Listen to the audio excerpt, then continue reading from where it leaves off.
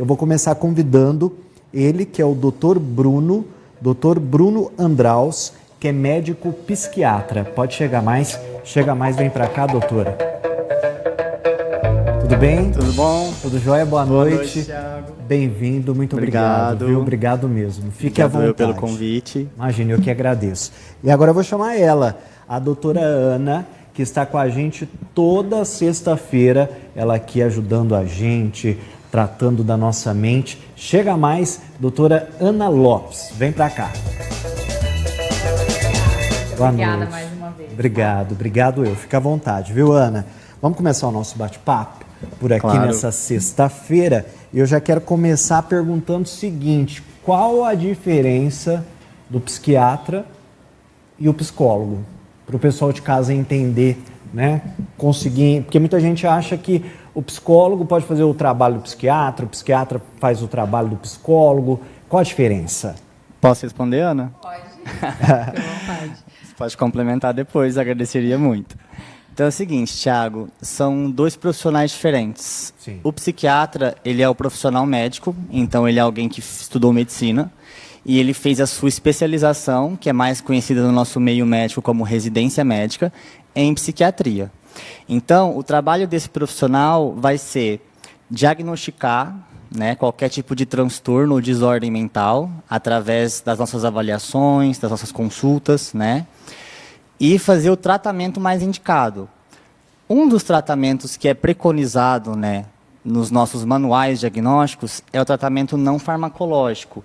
Dentro dele tem a psicoterapia, que é realizada pelo psicólogo. Já o profissional psicólogo é uma pessoa que fez uma outra faculdade, uma outra graduação, que é a graduação de psicologia, né, que é um curso de 5 anos. 5 anos. É isso mesmo. Mais a especialização que eles escolhem o que eles querem fazer, né, a abordagem terapêutica que eles querem fazer. Com certeza. E eles vão trabalhar com a parte da psicoterapia. Ao meu ver, são dois profissionais de extrema importância, de maneira igual, e que são duas profissões muito complementares. A Ana é uma grande amiga minha, ela é muito parceira no meu trabalho, a gente trabalha no mesmo convênio médico, então a gente se encaminha muito paciente. E eu acho a psicoterapia fundamental para a melhora do meu paciente. Inclusive, às vezes eu tenho que ficar insistindo muito para ele ir, porque às vezes eles têm um pouco de relutância. Sobre essa resistência, ainda existe essa resistência para ir ao médico psiquiatra? Existe. É claro que assim, a gente percebe que com o passar do tempo, principalmente com a pandemia, a gente notou que a saúde mental está se destacando cada vez mais. A gente nota que está sendo cada vez mais falado, e isso em todas as idades, né? Para as crianças, para os adolescentes, para os adultos jovens, para os idosos. Claro que ainda há um estigma. Estava até brincando com a Ana ali nos bastidores, né? Que muitos pacientes, quando chegam na primeira consulta, falam: doutor, eu relutei muito em vir aqui. Eu falo: eu imagino. Então já chega necessitando mesmo, né? Poderia ter adiantado um pouco, acaba chegando ali no último, né? De último momento mesmo, então é difícil para vocês pegar E às vezes assim eles também acabam passando em outro profissional médico. Eles querem um neurologista, porque se for no neuro, não é louco. Se for no psiquiatra, ele está se dando esse atestado de louco. Se for no cardiologista, porque o pessoal tem uma concepção que o cardiologista é o médico dos médicos, o que sabe tudo. Ele acha que o cardiologista também vai tratar o quadro psiquiátrico dele. Então, às vezes, a gente pega um paciente que já foi mexido, digamos assim, e isso acaba complicando um pouquinho o nosso tratamento. Fica mais difícil, né, para poder fechar um diagnóstico. E às vezes, Thiago, o que acontece é que primeiro eles vão nesses atendimentos para depois chegar até nós. Nós somos os últimos, muitas vezes, não somos os primeiros. Então, depois que é descartado, né, várias hipóteses, aí sim, quando o profissional fala: olha, é emocional, isso aí não tem nada a ver com essa questão, aí realmente que eles procuram esses atendimentos. Chega até vocês. Eu dei um Google, quando eu soube que eu ia receber o doutor e a doutora aqui no programa, eu dei um Google e uma das perguntas ali da galera é basicamente isso, né? O psiquiatra, eles colocam aqui o psiquiatra e o psicólogo, são coisas de doido ou de gente fraca? São uma das perguntas mais perguntadas ao Google quando procura um psiquiatra e um psicólogo. Então, é difícil, né, você ainda no ano de 2022, a gente encontrar as pessoas tão fechadas para esse tratamento.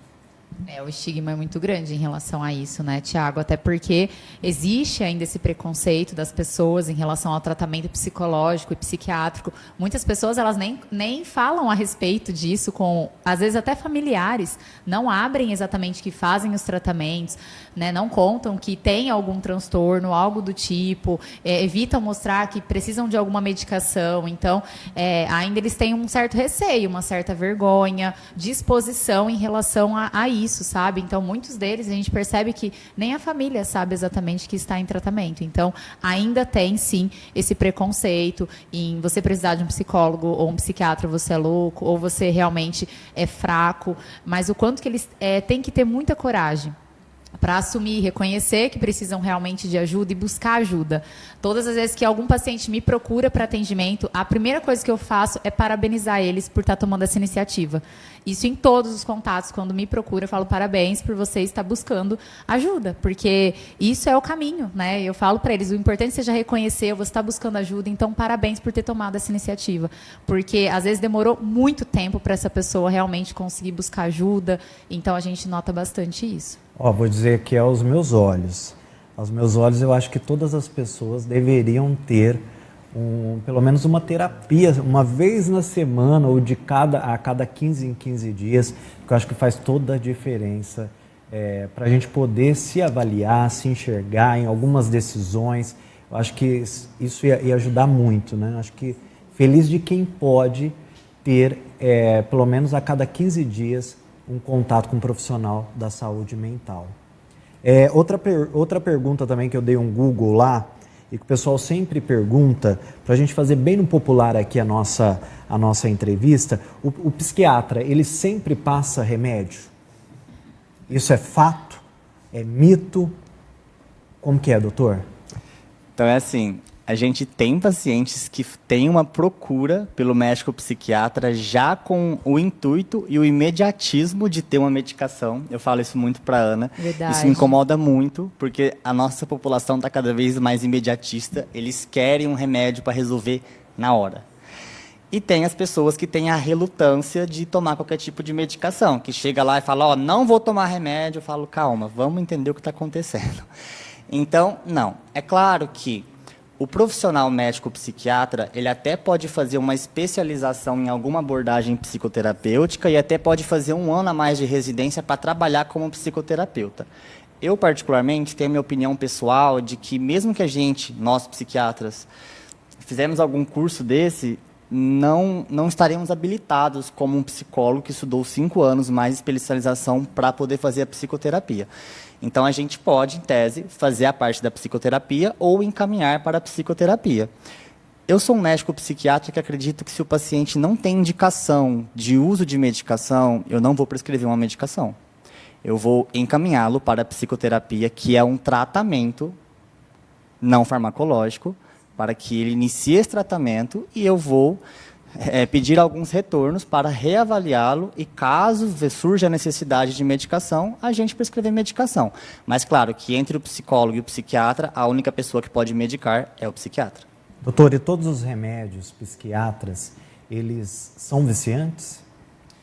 Outra dúvida e outro medo que as pessoas têm muito ao ir ao médico psiquiatra e sair de lá com uma prescrição. Algumas de nossas medicações, os populares tarjas pretas, tem sim um potencial de causar dependência química. Isso é estudado, isso é comprovado, mas é uma pequena parcela das medicações que a gente pode usar. É claro que hoje os médicos mais jovens e os nossos estudos, a gente então acaba orientando os pacientes que, caso uma dessas medicações tarjas pretas seja prescrita, a gente orienta sobre todos os riscos e orienta que, no mais cedo possível, a gente virá retirar essa medicação. Agora, outras medicações, por exemplo, antidepressivos comuns, não têm nenhum potencial de dependência química. E quais os critérios são usados para medicar ou não medicar um paciente? Bom, então, como eu disse no comecinho, a psiquiatria é a área da medicina que menos tem exame, né? Seria a ciência da medicina que é menos exata de todas. A gente não tem um exame que vai nos mostrar a doença, a gente não tem um exame que vai mostrar a melhora ou a piora do quadro. A gente tem a avaliação, os nossos estudos e a nossa conversa com o paciente. É o olhar clínico, né? É o olhar clínico. Sim. Para a gente instituir um diagnóstico de um transtorno psiquiátrico, a gente tem que ter um sofrimento, né, em alguma esfera da vida daquela pessoa. Esfera familiar, esfera laboral, esfera pessoal, né? E a partir de então a gente tem que delimitar a gravidade desse prejuízo e então instituir o tratamento medicamentoso se for indicado. Como eu disse, muitas das vezes que chega um paciente que eu não considero que ele tem um quadro grave ao ponto de necessitar de medicação, eu encaminho primeiro para a psicoterapia, para depois eu avaliar numa segunda consulta, talvez uma necessidade de medicação. Certo. E quanto tempo para ver se essa medicação está sendo efetiva, está realmente atingindo aí o esperado? Bom, eu vou explicar através de medicações muito comuns que psiquiatras usam, que são os antidepressivos, né? A gente usa eles para depressão, para ansiedade, outras doenças também. Quando a gente institui um tratamento com um antidepressivo, é preconizado pelos manuais de psiquiatria que a gente aguarde cerca de 4 a 6 semanas com a medicação em dose terapêutica para a gente poder avaliar o resultado ou não.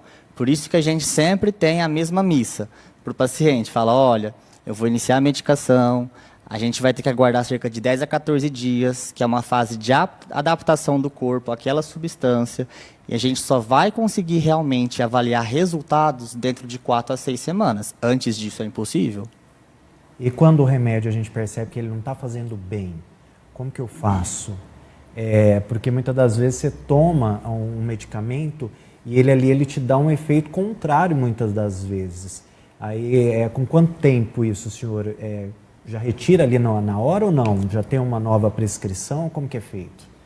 Quando a gente vai instituir um tratamento, é importante, né? Eu sempre faço isso, espero que meus colegas também sempre façam.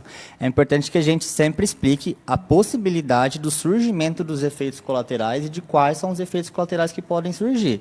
Geralmente a gente inicia a medicação numa dose reduzida para minimizar esses efeitos ou minimizar a possibilidade que eles surjam. E orienta que, se acontecer, pode sim ser efeito colateral da medicação. É claro, ninguém vai deixar um paciente tomando medicação que está causando um efeito colateral insuportável. Então, o que eu oriento é, se surgir efeito colateral e for suportável, tente aguentar, porque geralmente ele tende a desaparecer. Agora, se for insustentável continuar desse jeito, vamos tentar adiantar o seu retorno para reavaliar e, se for preciso, trocar a medicação. É até engraçado, Thiago, porque muitos acabam tendo medo também de falar para o psiquiatra que o remédio não está dando certo. Eles falam para o terapeuta, eles vêm, né? Como a gente também vê o paciente toda semana, geralmente, então ele chega para nós e fala: nossa, a medicação tal não está dando certo, piorou os meus sintomas, piorou nisso aqui. E eu falo com eles, olha, volta lá, marca um retorno, né? Qualquer coisa, vai para o pronto atendimento também, se você tiver com sintomas aí também um pouco bagunçados, pode chegar até o pronto atendimento, tenta ver se você consegue agendar, mas eles às vezes têm dificuldade nessa comunicação com o próprio profissional. Então, eles ficam com receio de dizer alguma coisa. Porque vai que eu falo, ele quer me internar. Vai que eu falo. Então, tem muito esses receios. E eu falo, gente, não tenha receio, sabe? Ele está ali para te ajudar. Chega nele, fala o que está pegando. Com Mas certeza. o quanto que, para mim, eles conseguem fazer isso. E para o profissional que precisa, inclusive... Então, muitas vezes, a gente tem que fazer relatório, né, para encaminhar, para mandar para os psiquiatras, porque os pacientes têm dificuldades em trabalhar essa comunicação. E falando em internação, não é qualquer paciente também que vai ser internado, não é? Isso é uma coisa lá num estágio muito avançado, não é, doutor? Até para as pessoas que estão acompanhando, que é um pouco leiga agora, que fica com esse medo, uma forma do senhor poder tranquilizar eles também, que não é qualquer um que vai chegando lá, o senhor vai falando, ó, isso aqui é internação, não é bem por aí, né? Não. Assim, o Chicó tem indicação clara de internação. Chicó, cuidado. Brincadeira. Hein? Ele já até se escondeu aqui. Mas, assim, internação psiquiátrica seria a última cartada, né? Seria aquela situação, aquela indicação terapêutica para um quadro de extrema necessidade e gravidade. Então, a gente tem critérios para poder pedir a internação de alguém.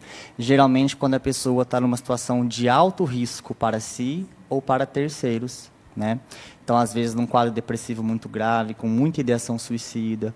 Em quadros psiquiátricos que a pessoa entra em situações de psicose, que seriam situações em que a pessoa sai fora da realidade e pode acabar cometendo atos contra si ou contra terceiros. Então, não é todo mundo, né? Inclusive, é uma pequena, mínima parcela de pacientes que a gente solicita internação. Com certeza. Vamos falar um pouquinho do desmame do medicamento, porque muitas pessoas em casa, vou parar de tomar medicação, né? Acorda que olha lá para o céu e fala, hoje vou me libertar desses remédios, não vou tomar mais os remédios. E aí começa a tirar os remédios, né, sem passar pelo profissional. O quanto isso faz mal?